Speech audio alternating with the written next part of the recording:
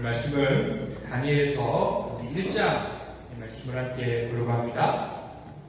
다니엘서 1장의 말씀을 한 절씩 교독하시고 마지막 21절의 말씀은 함께 읽도록 하겠습니다.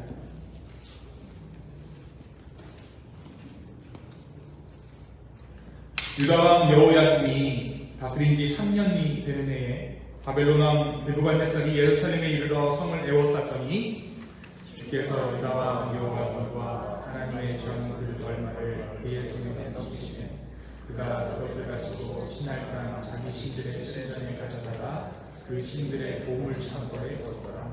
왕이 황과장 아스부나스에게 말하여 이스라엘 자손 중에서 왕족과 귀족 몇 사람 곧 흠없고 능모가 아름다우며 모든 지혜를 통찰하며 지식에 통달하며 학문에 익숙하여 왕궁에 설만한 소녀를 데려오게 하였고 그들에게 갈대아 사람의 학문과 언어를 가르치게 하였고 또 왕이 지정하여 그들에게 왕의 음식과 그가 마시는 포도주에서 날마다 쓸 것을 주어 3년을 기르게 하였으니 그 후에 그들은 왕 앞에 서게 될 것이더라.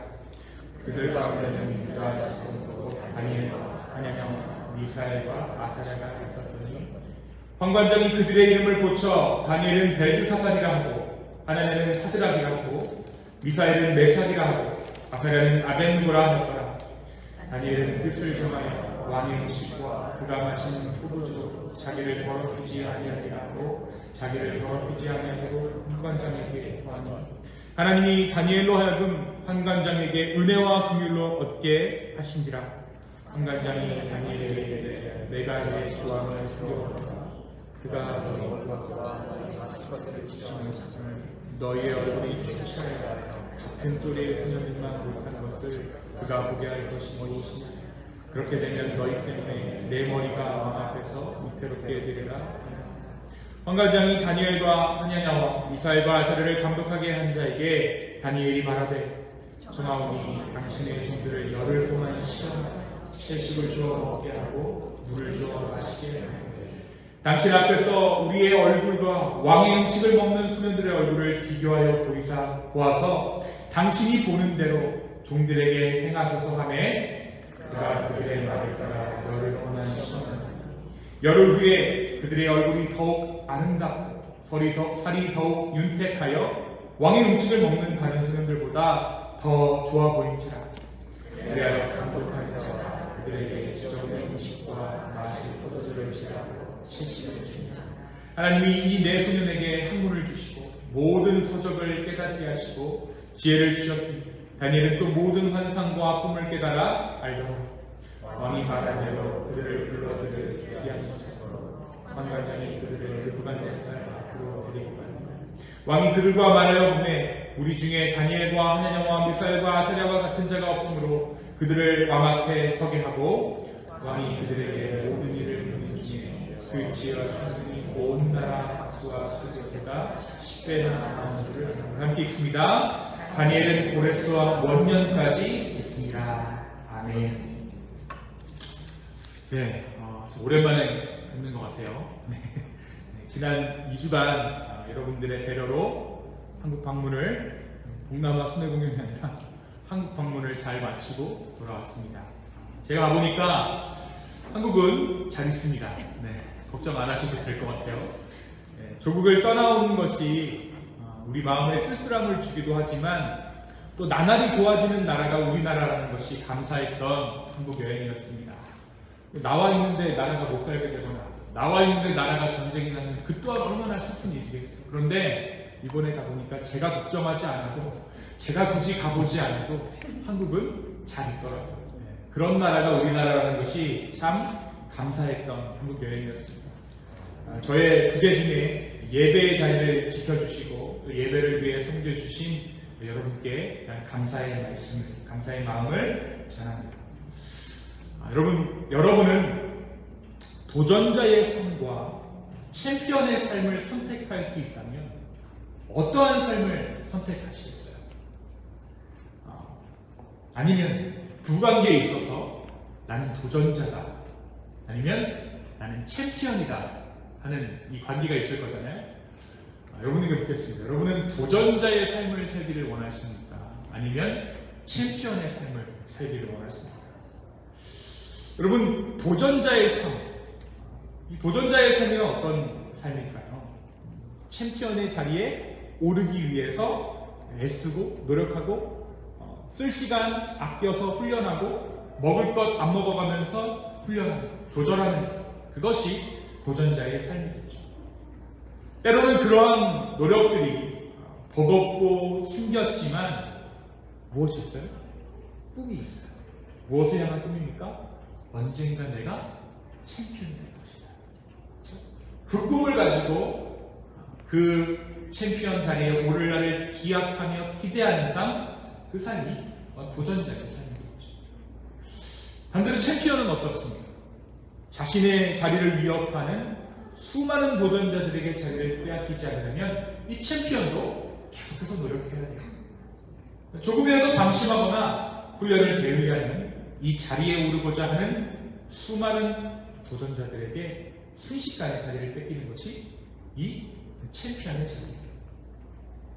올라오는 것은, 챔피언의 자리를 차지하는 것은 정말 힘들었는데, 힘겹게 이 자리까지 올라왔는데 내려갈 때는 너무나도 쉽게 내려가 버리는 것이 이 챔피언의 자리죠. 어떻게 보면 이 챔피언의 자리는 언젠가 내려와야 할 자리가 아닌가 싶어요. 사람들은 나를 보고 나를 우러러보면서 그 자리가 얼마냐 좋습니까? 라고 부러워하지만 도전자와는 또 다른 고민이 있는 것이 이 챔피언의 자리이고 챔피언의 삶입니다. 그렇다면 예수 그리스도를 따라가는 삶, 예수님의 제자된 삶은 이 세상을 살아가는 데 있어서 챔피언처럼 살아가는 자들일까요? 아니면 도전자의 자세로 세상을 살아가는 사람들일까요?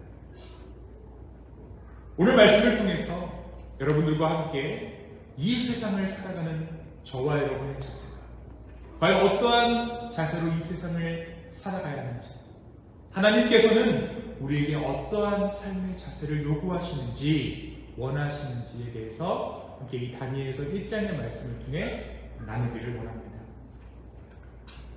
오늘 우리가 함께 읽은 이 다니엘서 1장은 다니엘이라는 사람이 어떠한 사람이었는지를 설명해 주고 있어요. 오늘 말씀 특별히 다니엘의 외부적인 조건들뿐 아니라 그가 어떠한 삶의 자세를 가지고 있었는지 보여주고 있습니다. 그러니까 이 1장의 말씀을 보면 다니엘이 대략적으로 어떤 사람이었구나.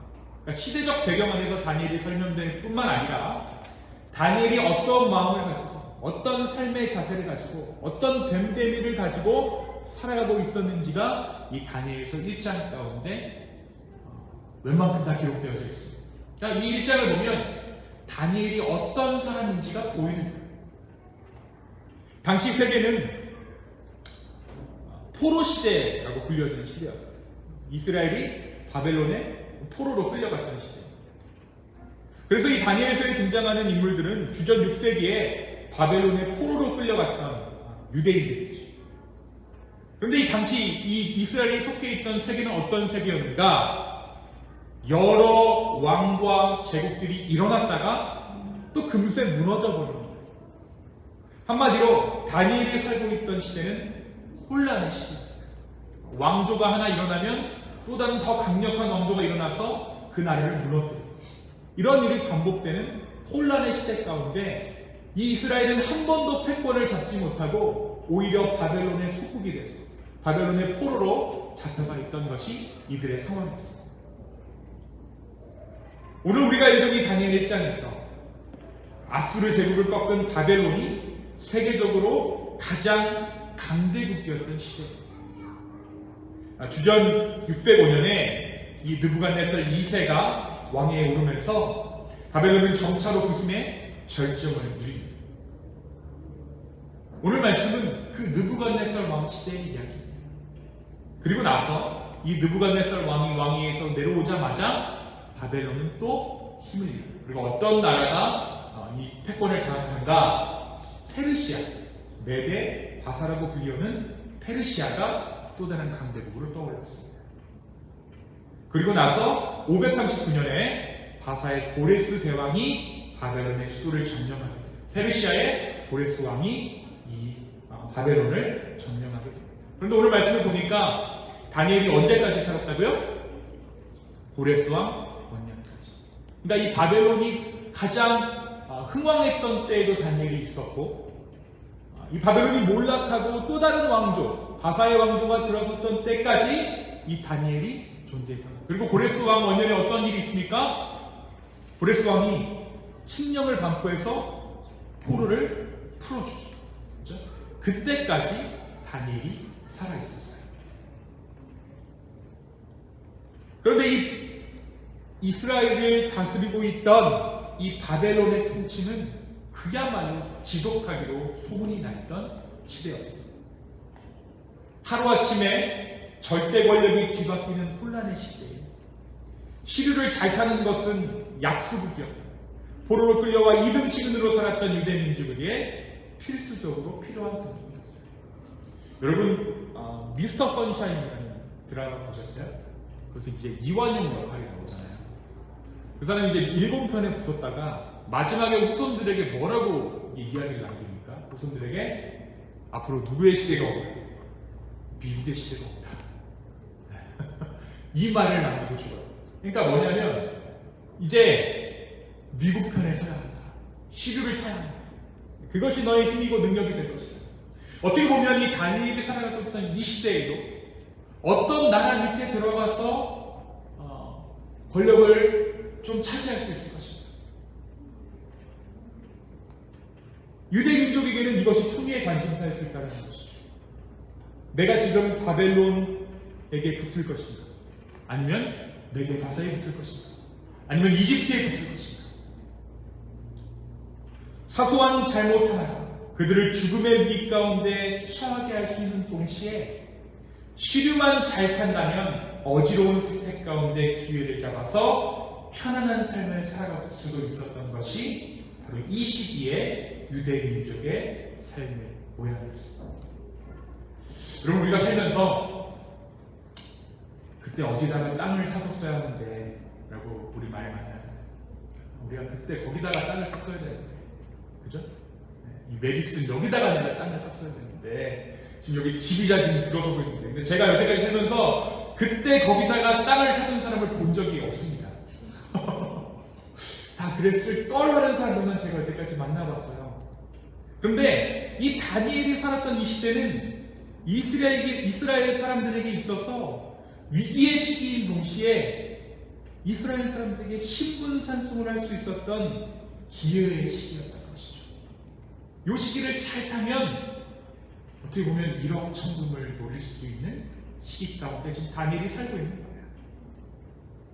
바로 그때 누가 기회를 잡았어요?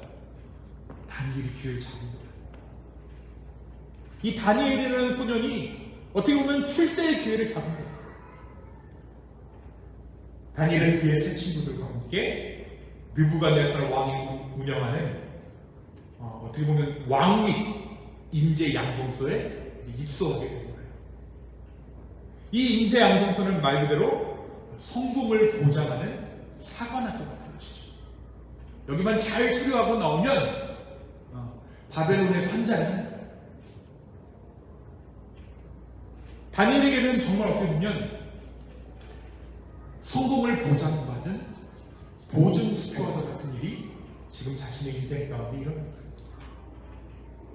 말씀의 맥락을 유추해 보았을 때 당시 총명했던 다니엘이 이와 같은 사실을 몰랐을 것 같지는 않아요. 여기를 내가 잘 졸업하면, 잘 수료하고 잘 이수해서 이 교육과정을 다 마치면 나는 성공할 수 있다. 지금 이 자리는 나에게 기회이다. 라고 다니엘이 상황 판단을 못하지는 않았을 것 같아요. 그의 인생에서 어쩌면 포로 생활 가운데 한 번뿐일지도 모르는 기회가 찾아온 거죠. 다니엘은 그렇게 이 느부갓네살 왕이 설립한 인재 양성소에 입소하게 됩니다. 그리고 말씀은 이 새로운 환경에 걸맞은 새로운 이름이 그에게 주어졌다라고 기록하고 있어요. 우리나라 창시기에는 말이지. 그렇죠? 그래서 다니엘에게는 벨드사살이라는 이 바벨론식 이름이 주어졌고, 세 친구에게는 사드락, 메삭, 그리고 아벳느고라는 이름이 주어졌습니다. 여러분, 우리가 미국 생활하면서 영어 이름 하나 짓잖아요. 그렇죠? 네. 왜 여러분 미국 생활하면서 굳이 내 이름 유지하지 않고 미국 이름 하나씩 이렇게 지으시나요? 그렇죠? 이 사람들에게 편의를 제공하기 위해서.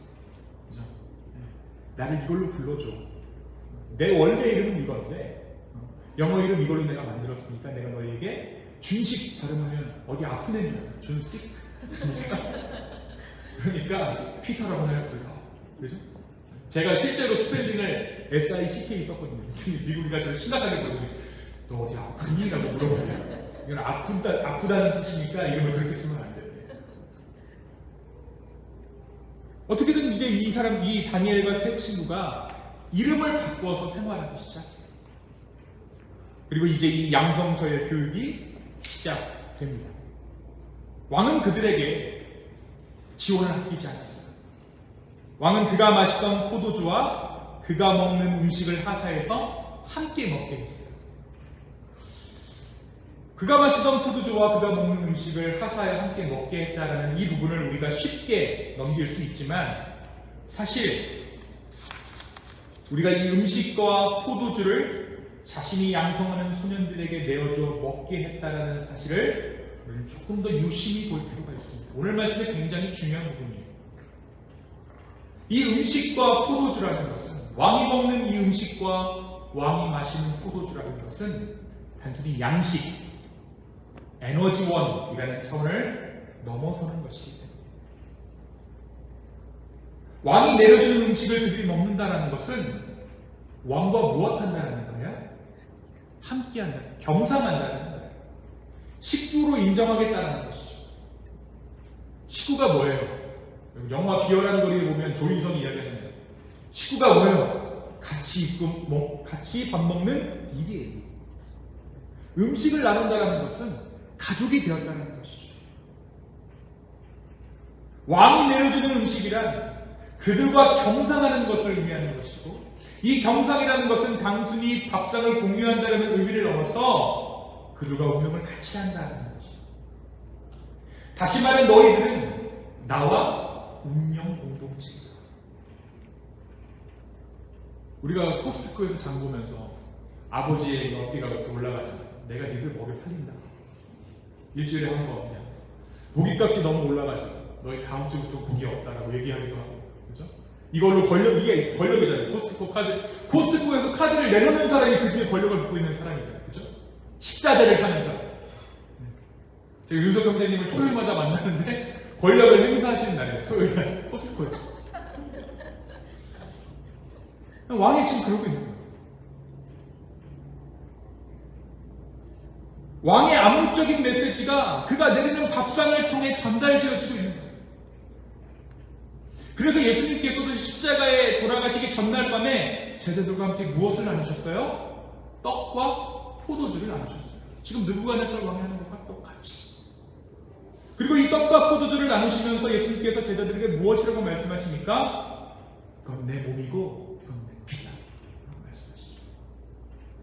그러니까 느부갓네살이 지금 왕이 먹을 양식과 왕이 마실 포도주를 내리는 것은 그의 몸과 그의 피를 나누는 것과도 같아요.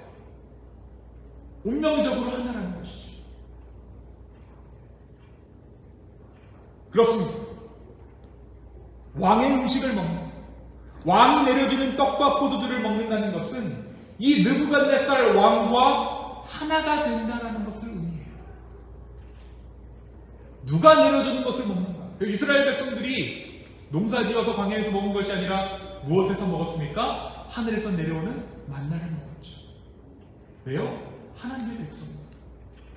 우리 지난 시간에 제가 한국에 가기 전에 나누었던 말씀, 3주 전에 나눴던 말씀 중에 엘리야가 그릿 시내가에서 무엇을 먹습니까? 까마귀가 날라다니는 떡과 고기를 먹었죠. 하나님께서 먹으셨죠. 그런데 다니엘이 이것을 의미를 알았던 거예요. 왕의 음식과 왕의 포도주를 먹는다는 것이 어떠한 의미인 줄을 다니엘이 알고 있었던 거예요. 여러분, 우리가 공부할 때 장학금 주잖아요. 그렇죠?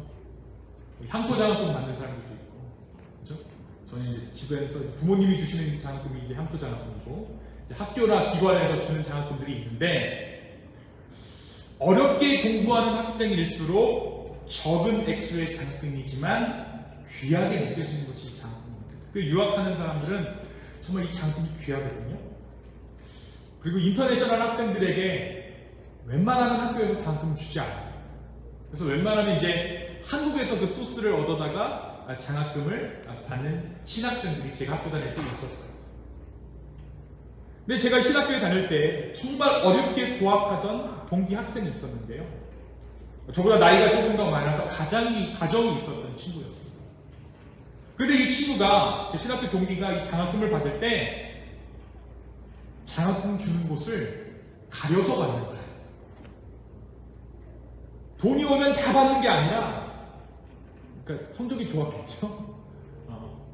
돈이 오면 돈이다! 라고 받는 것이 아니라 이 출처가 어디인지 분명히 따져보고 내가 신학적으로, 신앙의 양심적으로 받을 만한 곳에서 장학금을 취하는 거죠.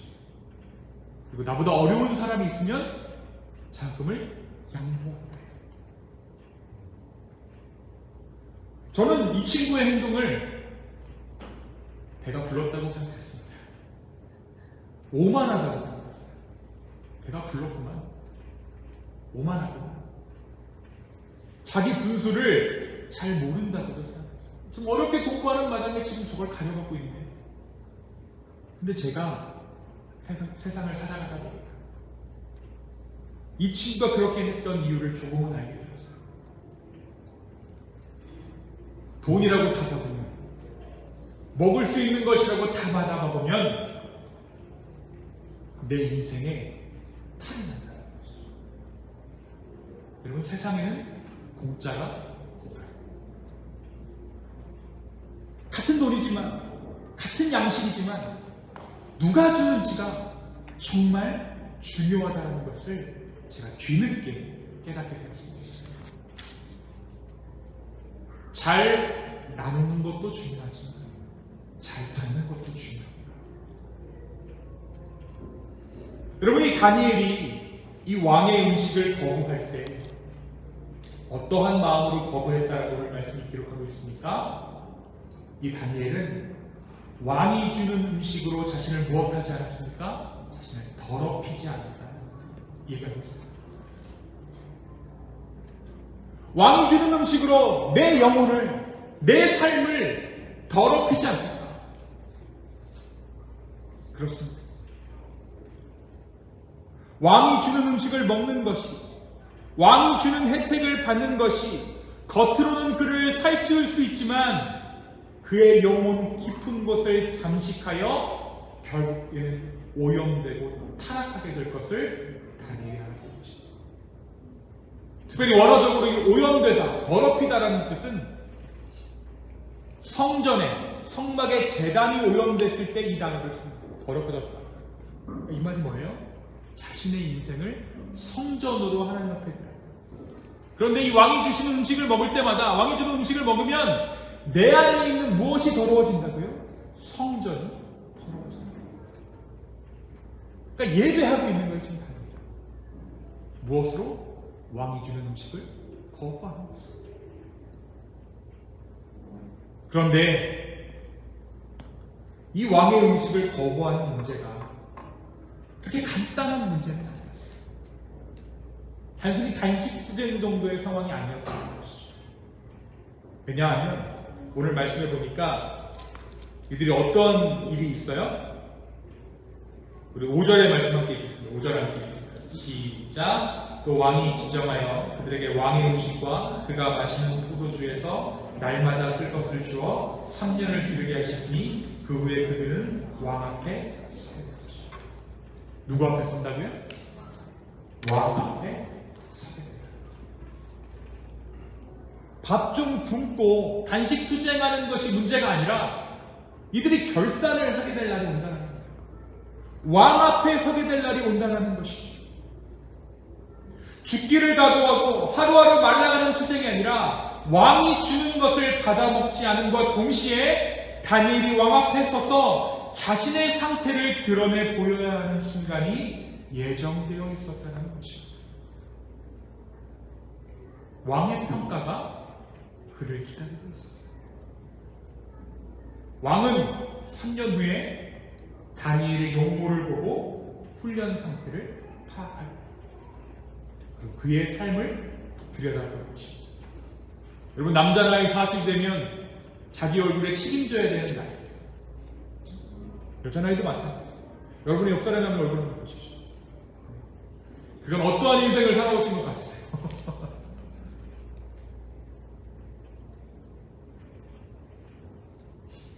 이 3년간의 상황을 왕이 얼굴을 보고 파악합니다. 그런데 이 3년이라는 기간이 의미하는 것은 다니엘의 평생을 의미하기도 해요. 사실 예수님도 33년간의 삶을 이 땅 가운데 사셨지만 예수님의 진면목이 드러난 것은 3년간의 사역기간 동안이었죠. 그렇죠?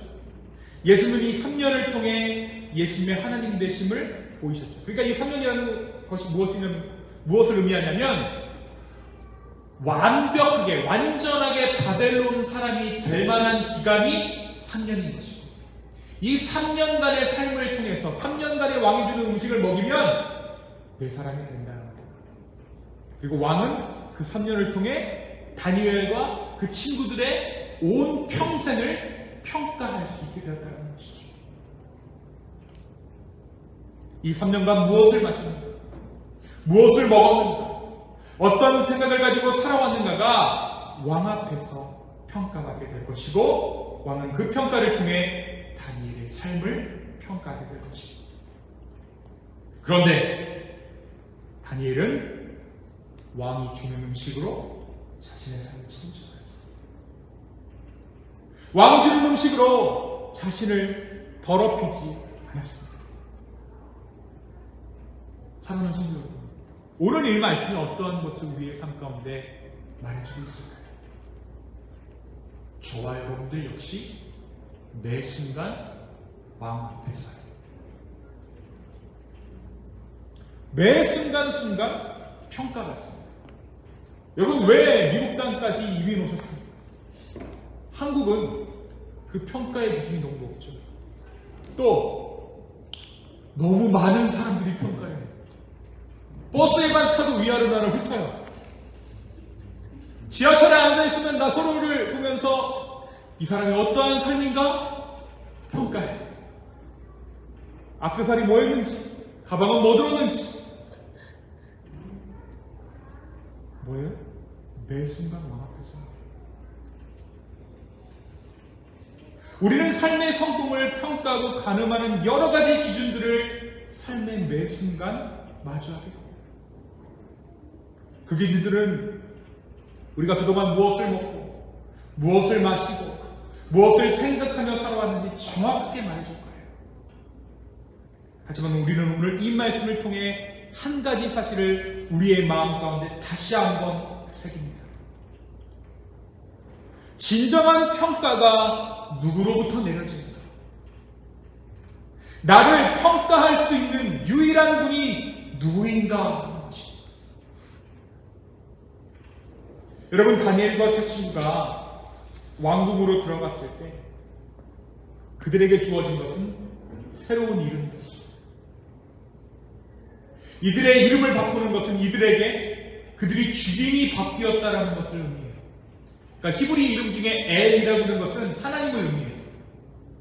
다니엘, 사무엘 뭐 이런 거 있잖아요. 그렇죠? 하사엘, 하나님에 대한 이름인 거죠. 근데 이름을 바꿨다라는 것은 이들의 삶의 주인이 바뀌었다는 것을 말해주는 거예요. 너의 삶의 주인이 바뀌었다. 삶의 주도권이 더 이상 하나님이 아니다라는 의미죠. 너희는 새로운 이름과 함께 바벨론의 법을 따르며 바벨론 사람으로 살아가라 라는 의미죠. 그러나 다니엘과 세 친구는 이런 교묘한 속임수에 넘어가지 않습니다. 저와 여러분 역시 세상 가운데 나아가서 다른 이름들을 부여받아요. 그 이름은 누구의 직업이 될 수도 있어요. 무슨 과장, 무슨 차장, 무슨 팀장, 아니면 누구 엄마, 누구 아빠. 내가 능력을 인정받기 원하는 영역에서의 무엇으로 우리는 불리워지죠? 그렇죠. 많은 이름을 갖고 살아요. 좋은 엄마가 되고 싶은 사람은 누구의 엄마라는 이름이 나의 이름이 되기를 원할 것이고, 직장에서 능력을 인정받기 원하는 사람은 그 사람의 직책이 그 사람의 이름이 되는 거예요. 하지만 명심하십시오. 그것은 나의 진짜 이름이 아닙니다. 그 직책들이, 그 역할들이 나의 상황을 설명할 수는 있어요. 나의 직책이, 나의 자리가, 나의 삶의 모양이 나의 역할을 설명할 수는 있지만 그것이 우리의 이름이 될 수는 없는 것입니다. 그러나 세상은 우리를 속이죠. 가정에서는 아빠로서의 역할을 똑바로 해라. 네가 그러고서도 엄마냐? 아빠의 자격이 있느냐? 금쪽 같은 내 새끼도 안 보느냐? 직장에서는 너의 일로 너의 능력을 증명해 보이라고 부추깁니다. 진짜 우리의 이름을 감추려는 속셈. 각자의 영역에서 각자의 왕들이 우리를 평가하고 있는 거예요. 우리 모두는 언젠가 왕 앞에 서게 될 거죠. 다니엘이 느부갓네살 왕 앞에 섰을 때 그의 육신은 바벨론 왕 앞에 선 것처럼 보이지만 사실 다니엘은 누구 앞에 선 것입니까? 다니엘은 하나님 앞에 선 거예요. 그리고 이 느부갓네살은 다니엘이 지난 3년간 먹고 마신 것이 무엇이었는가를 평가하고 있습니다. 그러나 실상 드러난 것은 지난 3년간 하나님께서 다니엘에게 무엇을 먹이셨는가가 이 자리에서 드러나게 되죠. 그리고 정말 놀라운 사실입니다. 당시 세상의 중심이었던 위용을 자랑하며 기세 좋게 심판자의 자리에 앉아있던 왕 느부갓네살조차 다니엘이 뿜어내는 하나님의 은총을, 하나님의 영광을 흠모할 수밖에 없었다. 여러분, 오늘 말씀 1장 21절 다니엘은 고레스 왕 원년까지 있습니다. 이 말을 왜 한 줄인데 굳이 여기다 써놨을까? 느부갓네살 왕보다 오래 있었다. 왕조가 바뀌어도 다니엘은 살아있습니다. 세상의 왕이 바뀌었지만 하나님의 왕되심은 변하지 않았다는 거예요. 사랑하는 기쁨의 교회 성도, 우리는 지금 누구 앞에 서 있습니까? 많은 시선들이 나를 판단하고 그 사람들의 시선으로 우리조차도 우리를 평가하고 있지는 않습니까? 사랑하는 기쁨의 교회 성도 여러분, 우리는 무엇으로 우리의 먹을 양식을 삼고 있습니까? 나는 무엇 먹고 삽니까? 다니엘이 하나님의 사람이었지만 바벨론에서 세상을 향한 도전자의 삶을 살아냈던 것처럼, 그리고 그의 도전자된 삶을 통해 하나님은 하나님의 왕되심을 세상 가운데 보여주셨던 것처럼 오늘 이 세상을 향해 믿음으로 도전하는 저와 여러분 되기를 예수님의 이름으로 축원합니다. 오늘이 성령 강림 주일입니다. 예수님께서 약속하신 성령이 이 땅 가운데 오셔서 이 세상 가운데 하나님의 계획을 보이신 날이 오늘 성령 강림 주일입니다. 성령은 무엇합니까? 성령은 우리에게 누가 진정한 우리의 왕인가를 보여줘요. 성령은 우리에게 누가 이 땅을 지금도 실제적으로 다스리고 있는가 보여줍니다. 첫 번째 보여준 날, 그날이 성령 강림절이에요. 이제 우리가 한민이가 대학 가잖아요. 제가 이제 세상을 향해 한 발짝 나아가는 거예요. First step to the world. 이제 college student. 그지? 그때부터 시작해요. 무슨 시작이에요? 누가 내? Who is my king? Who is in my front of me? 누가 내 앞에 있어요? 여러분, 지금 여러분 삶 앞에 서 계시는 왕은 누구입니까? 여러분의 삶을 누가 평가하고 이 세상은 지금 누가 다스리고 있습니까? 오늘 이 성령 강림 주일, 주님께서 우리의 삶을 주관하신다는 사실을 잊지 않으시기를 축원합니다. 그리고 다시 한번 우리의 마음을 주께 고정할 수 있는 저와 여러분 되기를 예수님의 이름으로 축원합니다. 시간 함께 기도했으면 좋겠어요.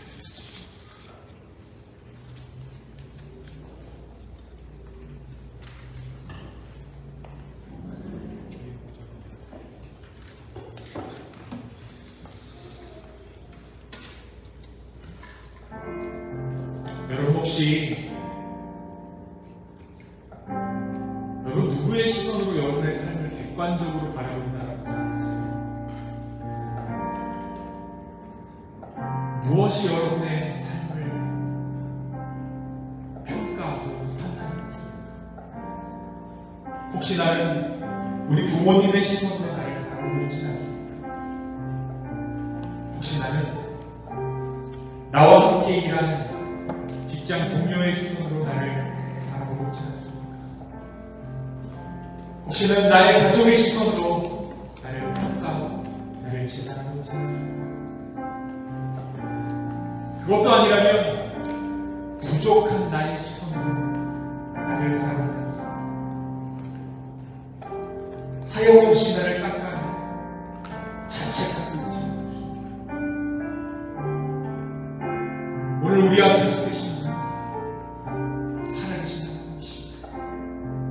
이 시간 함께 기도했으면 좋겠습니다. 하나님, 내 삶을 주관하여 주십시오.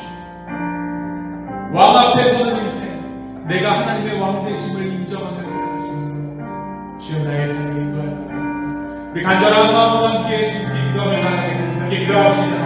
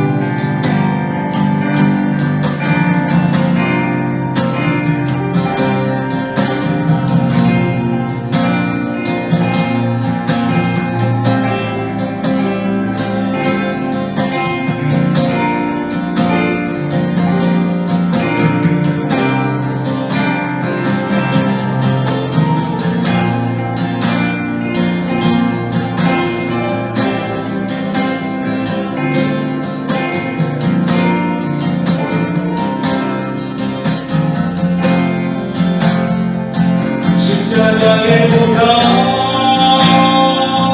완전하신 사랑 힘입어 나아갑니다. 십자가의 보혈 완전하신 사랑 힘입어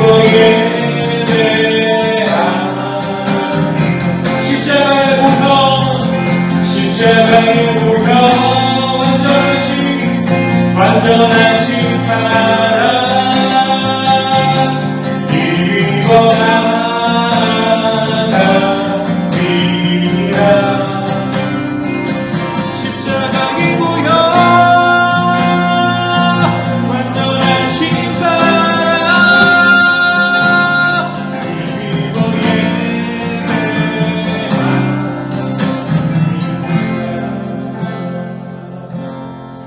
주님, 오늘